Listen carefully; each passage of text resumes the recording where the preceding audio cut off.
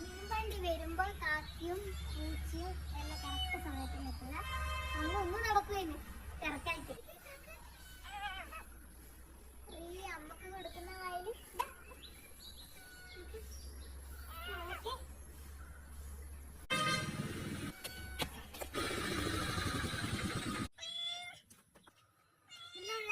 മത്തിയായാലും ചെമ്മീൻ.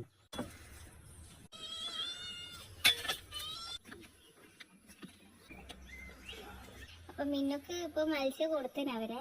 ഇനി ഞാൻ വൃത്തിയാക്കുന്ന പേരിയും കൊടുക്കലുണ്ട്. അത് അത്ര തിന്നൂലോ. എന്നിട്ട് നമ്മള് ചോറുണ്ണുമ്പോ ആദ്യം ഉണ്ടാവും ഒന്നും തിന്നാത്ത പോലെ വന്നിട്ട് കാണും. അന്നേരം കച്ചിട്ട് മൊത്തി കളിക്കണം. ഒന്നും അതേപോലെ അവിടെ കിടന്നിട്ടുണ്ട്.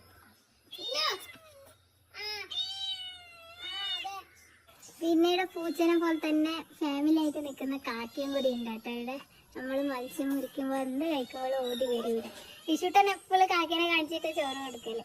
ഇവിടെ ഉണ്ടാവും, മുറ്റത്ത് വരും.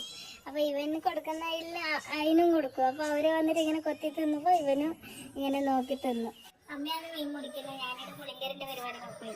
രാവിലെ തന്നെ മത്സ്യം മേടിക്കുമ്പോ മോള് പൂച്ചേനെ പറ്റിയുള്ള പറയുന്നത് ഞാൻ കേൾക്കുന്നുണ്ട്. കാക്ക വന്നു ഒരു ഭാഗത്ത് ഇരുന്നിട്ടുണ്ട്, പൂച്ച വന്നു ഒരു ഭാഗത്ത് ഇരുന്നിട്ടുണ്ട്. അപ്പൊ അങ്ങനെ നമ്മളെ ചുറ്റുവട്ടം വീടും പിടിച്ച് നിൽക്കുന്നവരാണ് അവര്.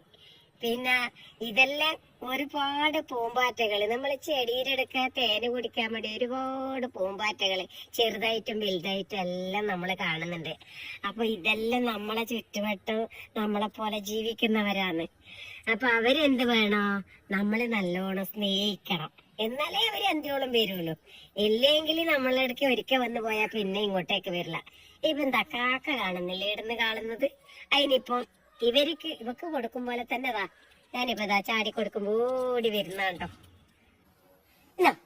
അതാ ഉണ്ടാ, ഇതാണ് ഞാൻ പറഞ്ഞതുപോലെ.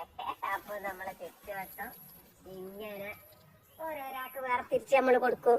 അതുകൊണ്ട് അതിങ്ങനെ ചുറ്റിപ്പറ്റി കളിക്കുന്നു. നമ്മളെന്ത് വേണം, നമ്മളെ മക്കളെ സ്നേഹിക്കുമ്പോ അല്ല അവരെ സ്നേഹിക്കണം കേട്ടാ, എന്നാലേ അവര് വരുമല്ലോ.